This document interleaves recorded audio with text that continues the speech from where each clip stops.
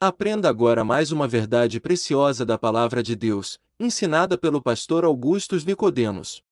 E não se esqueça, por enquanto ainda temos algumas vagas no nosso grupo VIP do WhatsApp. O link para você participar está logo abaixo deste vídeo, na descrição. Tua mocidade, com a qual tu fostes desleal. E aí, no verso final do verso 15, Deus diz: portanto, cuidai de vós mesmos e ninguém seja infiel com a mulher da sua mocidade. E no verso 16, porque o Senhor Deus de Israel diz que odeia o repúdio, e também aquele que cobre de violência as suas vestes. Essa é a razão pela qual Deus não estava aceitando o culto, porque o povo dizia uma coisa, mas vivia outra.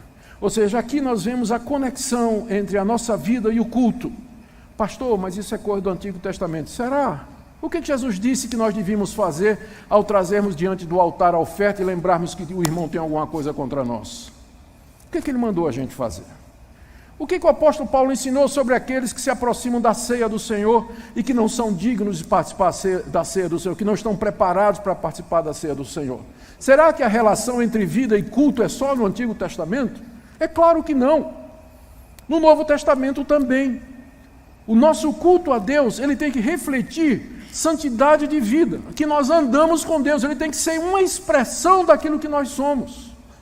Senão nós vamos receber de Deus exatamente a mesma coisa. Você pode gritar, você pode chorar, cobrir de gemido, orar no monte e fazer campanha, fazer o que quiser. Mas se não colocar a vida em ordem diante de Deus, Ele não vai aceitar não. Esse é um princípio em toda a Escritura, não é só no Antigo Testamento não. Quinto, precisamos de purificação então para cultuar a Deus. Capítulo 2, 17, até o capítulo 3, verso 5. Olha a queixa de Deus aí no verso 17. Deus está dizendo assim: enfadais o Senhor com vossas palavras.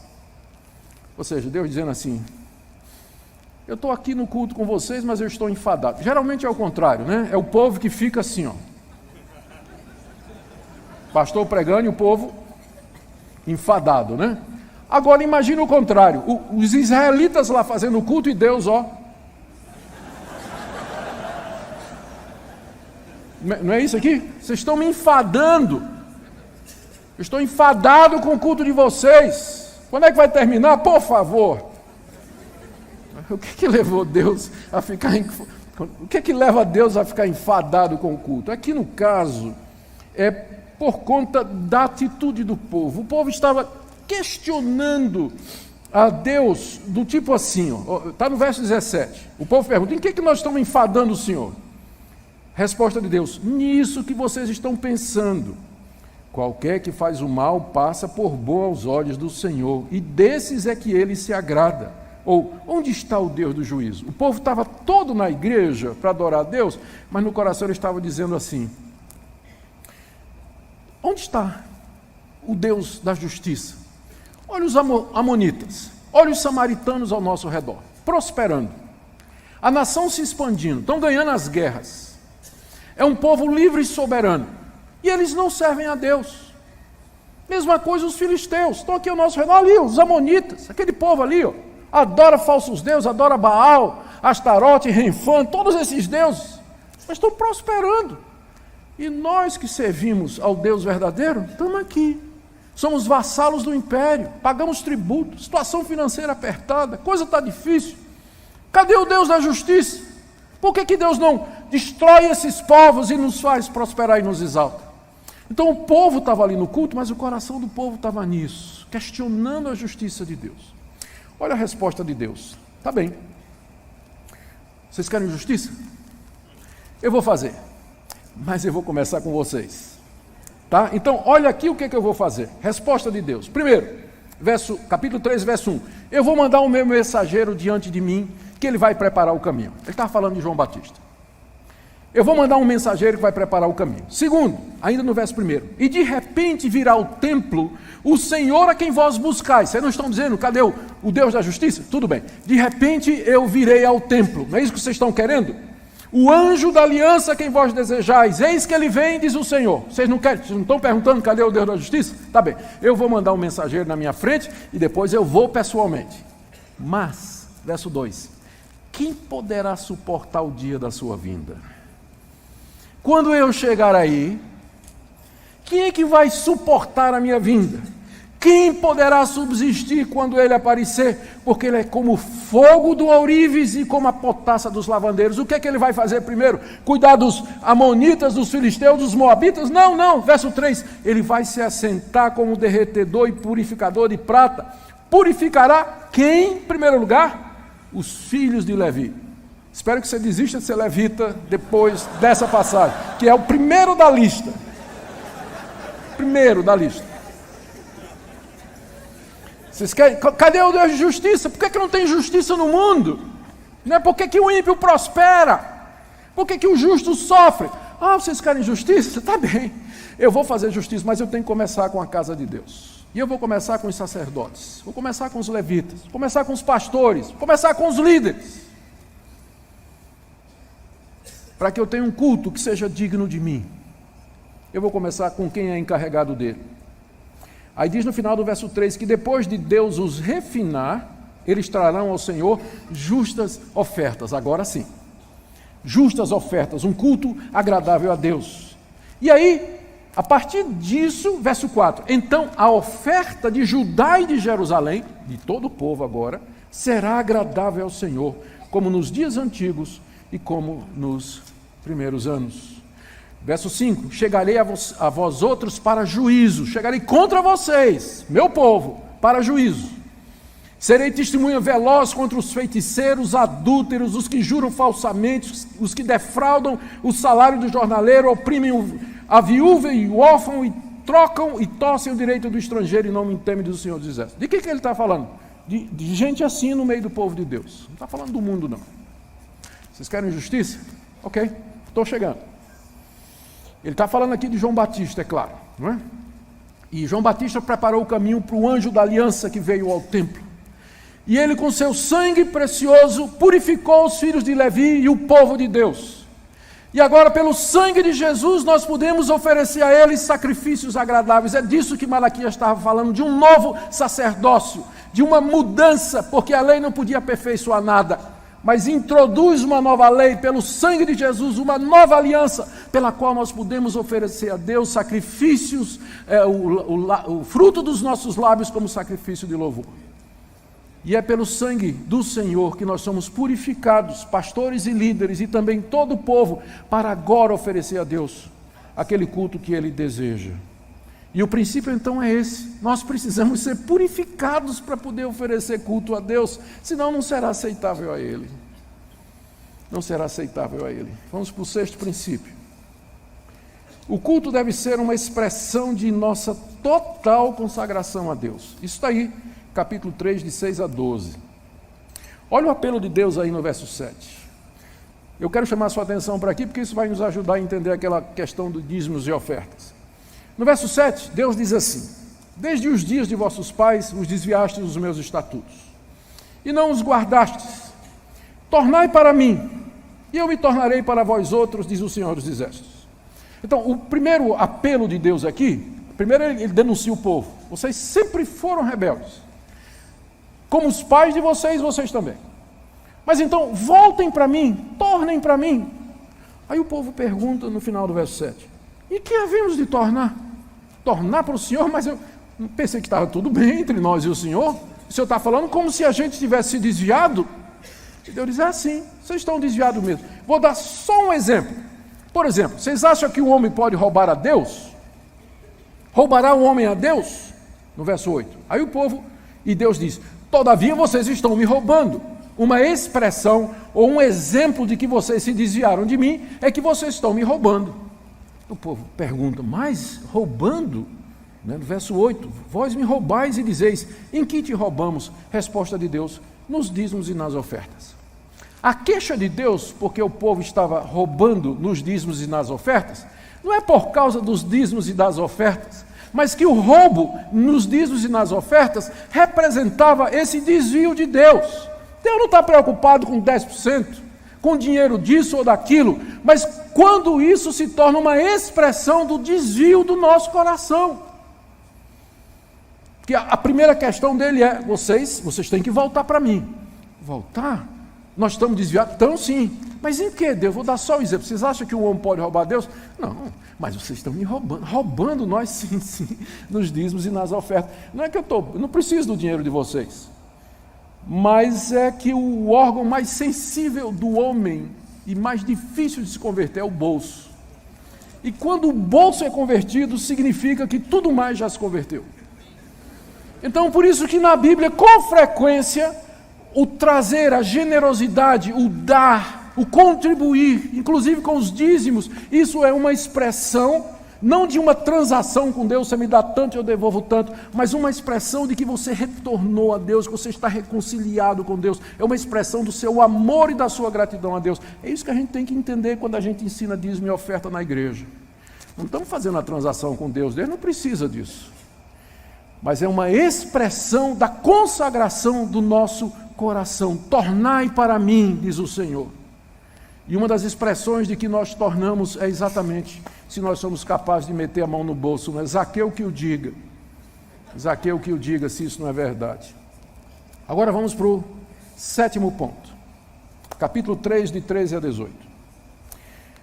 Deus aqui se queixa de que o povo está se queixando. Olha aqui, ó. Capítulo 3, a partir do verso 13. As vossas palavras foram duras para mim, diz o Senhor. O povo lá cultuando a Deus, não é? E Deus dizendo, olha, as palavras que vocês estão dizendo e pensando, elas são duras contra mim. Aí o povo, no verso 13 ainda, diz, o que nós temos falado contra o Senhor? Aí no verso 14, Deus responde, vós dizeis, inútil é servir a Deus. Em que nos aproveitou termos cuidado em guardar os teus preceitos e andarmos de luto diante do Senhor dos Exércitos? Ora, pois, nós reputamos por felizes os soberbos. Também os que cometem impiedade prosperam, sim, eles tentam o Senhor e escapam. O povo estava dizendo, eu não sei o que é que eu estou fazendo aqui no templo. Porque de que adianta servir a Deus? Esse pessoal que não serve a Deus está prosperando. E eu que estou aqui, aos termos.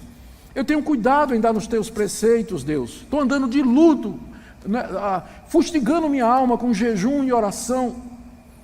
Mas é inútil servir a Deus, porque não estou vendo nenhuma vantagem financeira, não estou vendo nenhuma expressão material de que servir a Deus é diferente de não servir a Deus. É inútil servir a Deus. Na verdade, a gente fica até olhando aí, verso 15, né, os soberbos, os que cometem impiedade, eles sim estão prosperando. Mas e nós? Olha a resposta de Deus do verso 16 ao verso 18, e aqui a resposta da teodiceia, que é a questão do mal e do sofrimento do justo aqui nesse mundo e a prosperidade dos ímpios. Os que temiam a Deus, verso 16, falavam uns para os outros, o Senhor atentava, e havia um memorial escrito diante dele para os que temem ao Senhor e para os que se lembram do seu nome. Havia um remanescente fiel lá no meio do povo de Israel. E Deus estava escutando a conversa deles.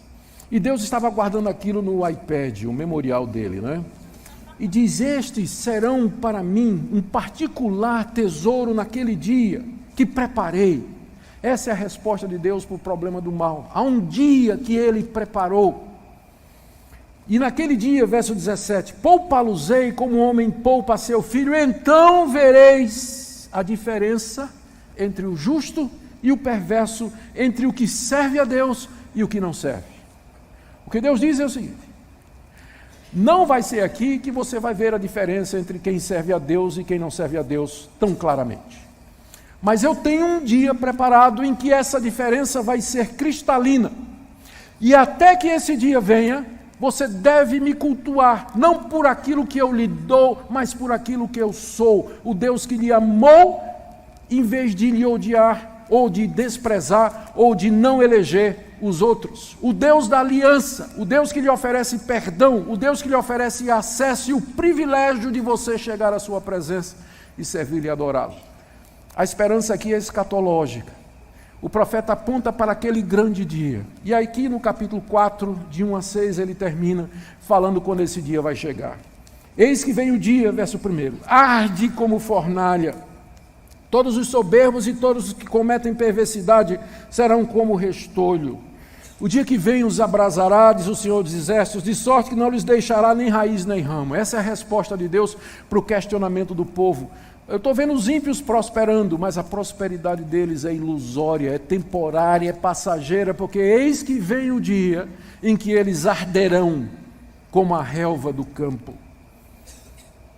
Mas para vós outros que temeis o meu nome, nascerá o sol da justiça, trazendo salvação nas suas asas. Saireis e saltareis como bezerros soltos na estrebaria. E nesse dia eu vou virar pentecostal. Saltar feito bezerro, né? Pisarei os perversos, porque se farão cinza debaixo das plantas de vossos pés, naquele dia que preparei, diz o Senhor dos Exércitos. Ou seja, a resposta de Deus para aqueles que dizem, vale a pena cultuar a Deus hoje? Vale a pena ir para a igreja, dar dízimo e oferta, me consagrar a Deus, viver uma vida santa, viver uma vida reta. Se aqui eu perco meu emprego, eu fico doente, eu passo por dificuldade, e esses ímpios aí, esse pessoal corrupto, prosperando, tem saúde, tem felicidade, será que vale a pena cultuar a Deus? A resposta de Deus é o seguinte, vai chegar o dia em que você vai ver que valeu a pena. Onde vai ficar clara a diferença entre quem serve a Deus e quem não serve. E naquele dia vai nascer o sol da justiça, trazendo salvação nas suas asas. E você vai pular de felicidade como um bezerro quando ele é solto lá do curral. E você vai louvar a Deus eternamente. E você vai ver a justiça de Deus contra os ímpios. E você vai dizer, o Senhor é justo, verdadeiro e bom. E vai dar a Ele o culto verdadeiro, eternidade afora. O livro termina, do verso 4 a 6, Malaquias dizendo para o povo, lembra do que Moisés escreveu. E diz também no verso 5, eu vou mandar o profeta Elias, que é o mensageiro, aquele que ele falou, João Batista, antes que venha o grande e terrível dia do Senhor, que foi inaugurado com a vinda do Senhor Jesus. E ele converterá o coração dos pais aos filhos e o coração dos filhos a seus pais, para que eu não venha e fira a terra com maldição. Esse é o último livro do Antigo Testamento. E com ele encerra todo o sistema levítico, toda aquela lei cerimonial que não podia aperfeiçoar, purificar, transformar por si só, mas eram sombras, eram tipos, figuras, apontando para a chegada do anjo da aliança que vinha purificar o povo de Deus com seu sangue, para que Deus tivesse um povo que o adorasse em espírito e em verdade, como o próprio Jesus disse que era a intenção. E agora, pelo sangue precioso do Senhor, nós podemos cultuá-lo. E esse culto, então, ele tem que seguir os princípios que nós ouvimos aqui, porque é o mesmo Deus. E eu quero fazer algumas aplicações desses princípios para o nosso meio hoje. Queridos, nós temos entre nós cultos que são inteiramente voltados para a prosperidade, onde as pessoas são motivadas a cultuar a Deus, para que recebam de Deus algum tipo de benefício material, desde prosperidade financeira até libertação de males temporais, um casamento, um negócio, um apartamento, um carro, alguma coisa. Não é que essas coisas elas são proibidas ou ruins para o cristão, mas esse não é o alvo pelo qual nós cultuamos a Deus, não é para recebermos dele esse tipo de coisa. A resposta de Deus quando o povo perguntou, em que o Senhor nos ama? A resposta de Deus foi, porque eu elegi vocês e não o irmão de vocês. Eu amei Jacó, mas não amei Esaú. A resposta de Deus foi a eleição, foi a redenção, foi o perdão de pecados prometido e oferecido antes da fundação do mundo, concretizado na plenitude dos tempos com a vinda do Cordeiro de Deus. Essa é a razão pela qual nós vamos cultuar. Cultos voltados para a prosperidade ou solução de problemas materiais é um desvio do padrão que Deus nos revela na Escritura. E se você faz parte de uma igreja onde isso acontece, eu queria que você reconsiderasse participação nessa igreja.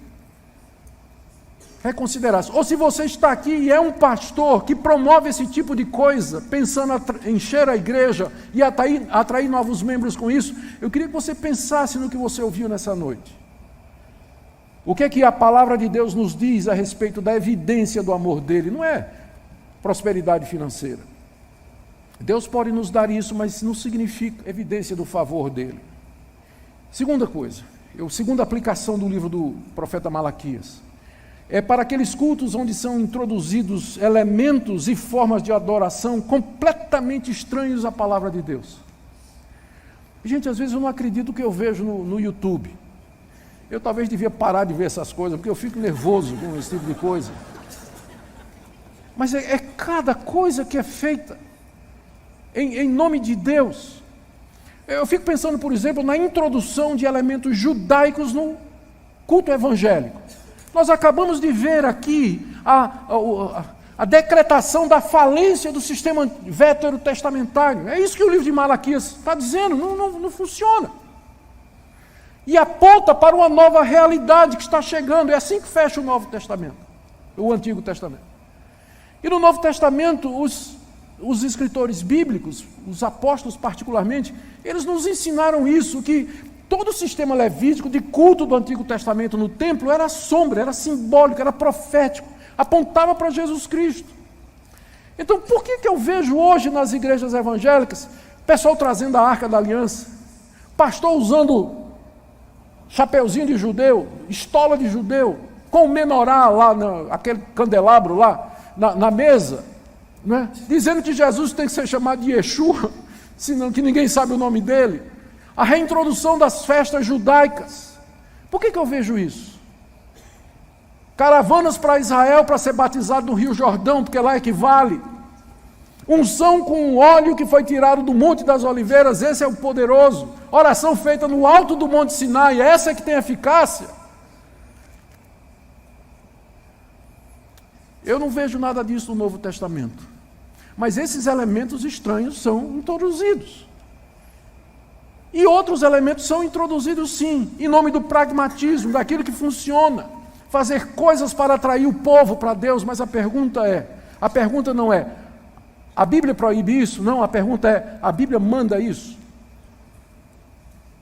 Essa foi a grande disputa na época da Reforma, não foi? Especialmente entre puritanos e outros grupos. Que outros grupos queriam manter certas coisas no culto, perguntando assim, onde é que está proibido na Bíblia você usar vela no culto? Resposta dos puritanos, onde é que está ordenado? Então essa é a pergunta, Deus mandou? É assim que Deus deseja o culto? Podemos apresentar argumentos suficientes e bíblicos para que esses elementos estejam presentes no culto? Senão nós vamos estar introduzindo coisas estranhas ao que Deus mandou e vamos cair no mesmo caso aqui do povo de Israel, que queria oferecer, adorar a Deus do jeito que eles entendiam que era o melhor. O livro também nos ensina que, terceira aplicação, que Deus busca o coração do seu povo. Ele não estava preocupado com essa questão formal dos dízimos e ofertas, por exemplo. Ele queria que o povo voltasse para ele, porque o bolso vai onde está o coração. Se o coração é totalmente de Deus, você não vai encontrar dificuldade. Ou seja, no final, Deus não somente está preocupado que o culto seja feito de acordo com sua vontade revelada, mas que seja feito também do fundo do nosso coração. Que nós o adoremos pelo que Ele é, partindo da nossa alma.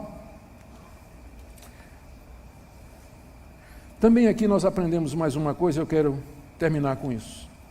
Os cultos não são apenas para celebração, festa, alegria. São também para isso. Mas os cultos, eles devem ser um reflexo daquilo que Deus deseja de nós, que é uma vida reta. Há lugar no culto para exortação. Há lugar no culto para repreensão.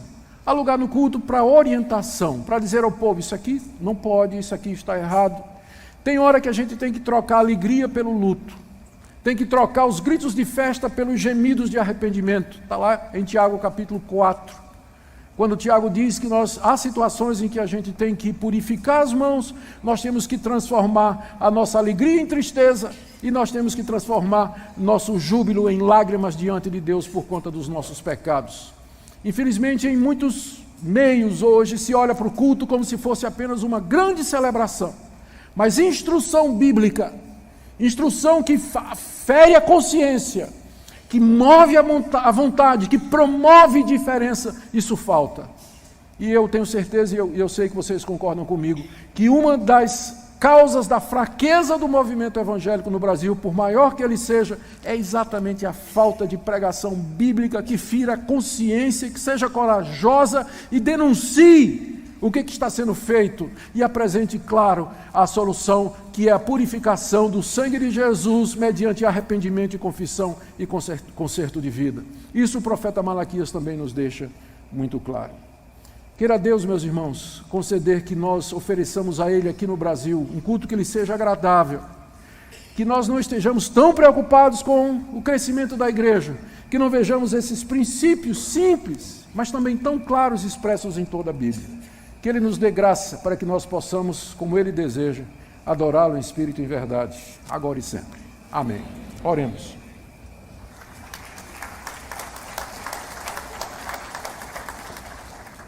Nosso Deus, nós pedimos que Tu nos faças adoradores verdadeiros, que o nosso culto expresse o desejo que o Senhor tem de um povo purificado, de um povo santo, um povo desejoso, disposto. Nós pedimos, ó Deus, que Tu nos ajudes pela Tua palavra a entender de que maneira Tu desejas ser adorado, para que nós não inventemos maneiras de culto, para que não introduzamos fogo estranho no Teu altar, mas somente aquilo que foi ordenado por Ti. Purifica a igreja brasileira, Senhor, é o que nós Te pedimos em nome de Jesus. Amém. Gostou deste conteúdo? Dê seu like e se inscreva neste canal para receber mais vídeos como esse. Um grande abraço, que Deus abençoe você e a sua família.